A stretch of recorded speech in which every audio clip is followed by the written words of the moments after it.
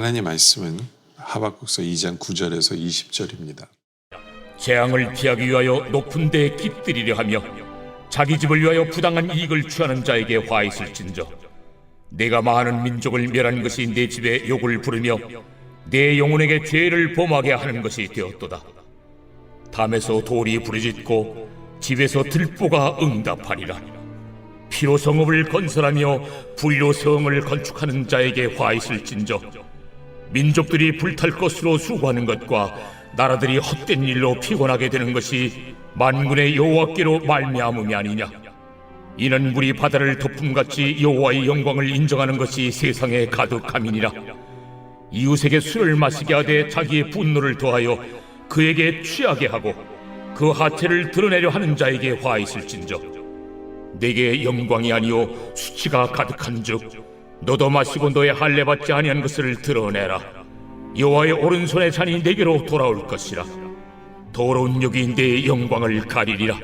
이는 네가 레바논의 강포를 행한 것과 짐승을 죽인 것 곧 사람의 피를 흘리며 땅과 성읍과 그 안의 모든 주민에게 강포를 행한 것이 내게로 돌아오리라.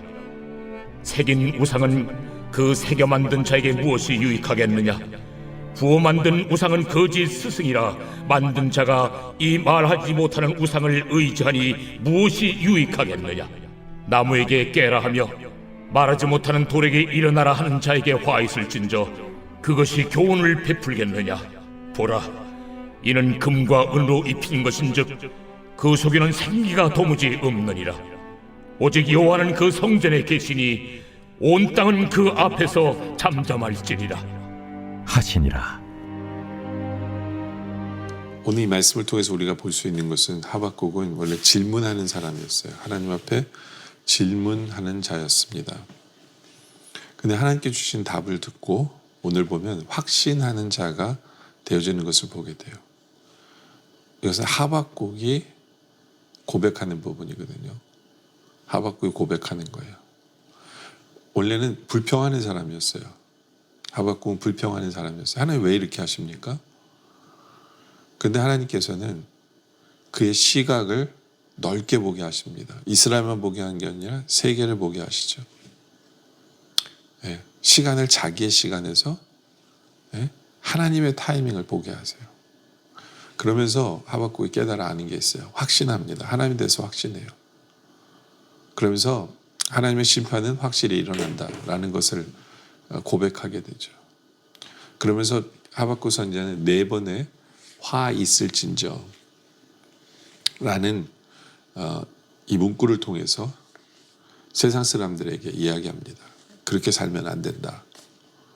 화가 있을 것이다. 그렇게 살면 이라는 것으로 하박국 선지자는 강조하고 있는 것을 보게 돼요. 오늘 본문에 보면 4번의 화 있을진저가 나옵니다. 먼저 첫 번째 화 있을진저인데요. 9절에 보면 재앙을 피하기 위하여 높은 데 깃들이려 하며 자기 집을 위하여 부당한 이익을 취하는 자에게 화 있을진저. 그렇죠? 그러니까 쉽게 얘기하면 자기를 위해 부당한 이익을 취하는 자, 그 사람은 화 있을진저예요. 예. 그러니까 자기 이익을 위해서 다른 사람이 어떻게 되는 상관없이 자기의 이익만을 챙기려고 하는 사람. 예, 뭐 거짓말을 하든 예, 사기를 치든 어떻게든지 자기의 이익만을 챙기려고 하는 사람은 화 있을 것이다 라는 거예요. 그런 사람들은 10절에 보면 내가 많은 민족을 멸한 것이 내 집에 욕을 부르고 그런 사람은 내 집에 욕을 부르게 되고요. 그리고 내 영혼에게 죄를 범하게 되는 것이다 라는 거죠. 그렇죠? 그러니까 솔직히 내 집을 위해서 내가 그렇게 했다라고 얘기할지 모르지만 우리 집에 결코 좋은 일이 아니에요. 우리가 그것을 기억해야 돼요. 네. 뭐 돈만 벌어다 준다 그래서 우리 집이 잘 되는 게 아니잖아요. 그걸 바라보고 있는 자녀들이 잘 돼야 집이 잘 되는 거잖아요. 그렇죠? 네? 뭐 돈만 많다고 해서 되는 게 아니잖아요. 부당한 이익을 취하게 되면 결국에는 집이 욕을 부르게 돼요. 그리고 내 영혼이 또 죄를 짓게 되는 거죠.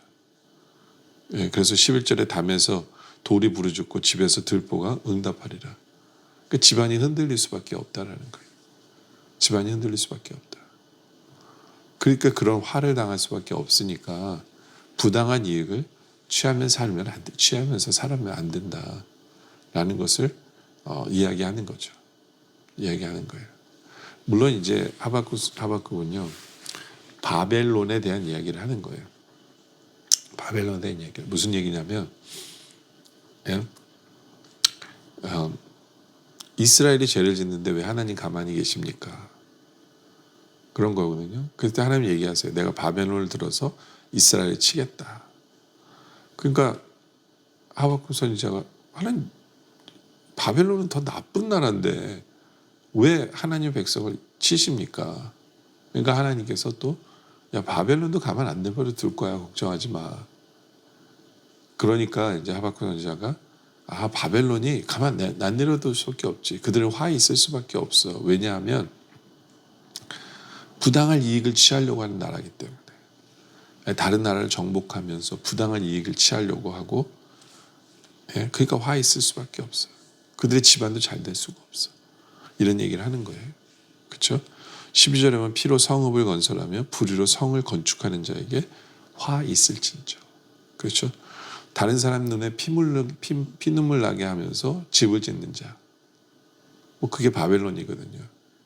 화 있을 것이다. 근데 이제 우리 삶에도 똑같아요. 우리 삶에도 다른 사람에게 피눈물 나게 하고 다른 사람에게 아픔을 주면서 내 집을 지으려고 하고 내 이익을 챙기려고 하는 것은 화 있을진저예요. 우리는 이웃에게 복이 되는 삶을 살아야 돼요. 이웃을 사랑할 줄 아는 삶을 살기를 원합니다. 안 그러면 화 있을진저 라는 이 거를 우리가 꼭 기억하길 원해요. 왜 세상은 이렇게 될 수밖에 없느냐 하면요.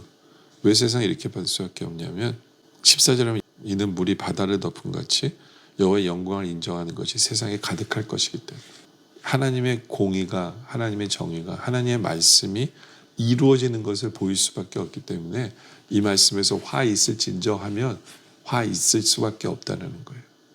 하나님의 영광이 나타날 말씀이 이루어지면서 하나님의 영광이 나타날 수밖에 없기 때문에 우리는 이러한 삶을 살아서는 안 된다라는 거죠. 부당한 이익을 취하고 다른 사람의 아픔을 딛고 일어서려고 하고 그것 위에 뭔가를 세우려고 하는 그런 잘못된 생각을 우리 모두가 버려야 된다라는 것을 기억해야 돼요.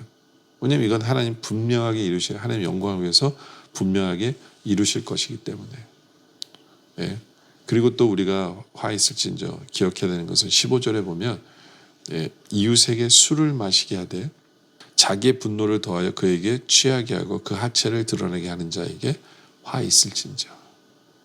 이게 무슨 얘기예요? 이웃에게 술을 마시고 음란한 행위를 하는 거예요. 술을 마시게 하는 것도 화 있을진저고 그렇죠? 음란한 행위를 하는 것도 화에 있을진저예요. 16절에 보면 내게 영광이 아니요 수치가 가득한지 너도 마시고 너의 할례 받지 아니하는 것을 드러내라.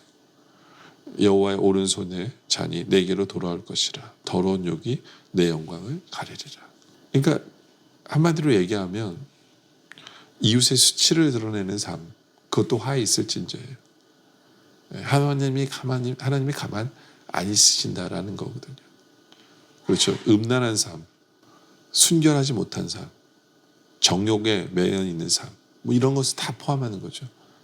바로 그러한 삶을 살아가는 것, 화에 있을진저라는 거예요. 근데 나 혼자뿐만 아니라 이웃을 끌고 들어가는 거예요. 이웃과 함께 지내는 거예요. 함께 술 마시고, 함께 정욕 넘어가고, 하나님께서는 화에 있을진저라고 하나님 설명하고 있는 부분입니다. 여러분들 우리의 삶은 어떠한 삶을 살아가고 있는지를 생각해 보길 원합니다. 정말 연말이거든요. 파리도 많고 즐길 것도 많을 줄 알지만 여러분들 우리는 정말 경건한 삶, 순결한 삶 그것을 살아갈 줄 아는 우리들이기를 원합니다. 또 18절에 보면 새긴 우상을 그 새겨 만든 자에게 무엇이 유익하겠느냐. 부어 만든 우상은 거짓 스승이라 만든 자가 이 말하지 못하는 우상을 의지하니 무엇이 유익하겠느냐. 그러니까 우상을 숨기는 게 문제라는 거예요. 그러면서 19절에 보면 나무에게 깨라 하며 말하지 못하는 돌에게 일어나라 하는 자에게 화 있을진저. 여기 또 다른 화 있을진저죠. 이거 말 못하는 거에게 우상을 섬긴다는 거죠. 깨어나라, 말하라라고 얘기하는 말이 안 되는 거죠. 하나님 제일 싫어하는 건 우상이에요. 우상. 하나님을 의지해야 되는데 엉뚱한 것을 의지하는 거죠. 살아계신 하나님만 사랑해야 되는데 엉뚱하게 지가 만들어 놓고 지가 그걸 사랑하는 것 다 우상이에요. 여러분들 우리 삶에 우상은 없는지를 돌아보길 원합니다. 하나님보다 더 사랑하는 것은 없는지, 하나님 말고 다른 것을 의지하고 있는 것은 없는지를 우리가 생각해 보길 원해요. 정말 이 모든 죄악들이 하나님의 화에 있을진저라고 말씀하시거든요. 우리는 모든 죄악을 멀리하길 원합니다. 부당한 이익과 다른 사람의 아픔 위에 내가 뭔가를 세우려고 하는 일이 없기를 원합니다. 함께 흥청망청 술 마시고 방탕한 삶을 살려고 하는 그런 모습이 없기를 원합니다. 이웃과 함께 죄짓지 않기를 원해요. 이웃의 수치를 드러내지 않기를 원합니다. 우상을 섬기지 않기를 원해요. 이런 것은 모든 것은 화에 있을 수밖에 없어요. 왜냐하면 물이 바다 덮은 같이 하나님의 영광이 드러날 수밖에 없기 때문에. 네, 정말 성결한 삶, 거룩한 삶을 살아가는 우리 모두가 되어주시길 주님의 이름으로 축원합니다. 기도드리겠습니다.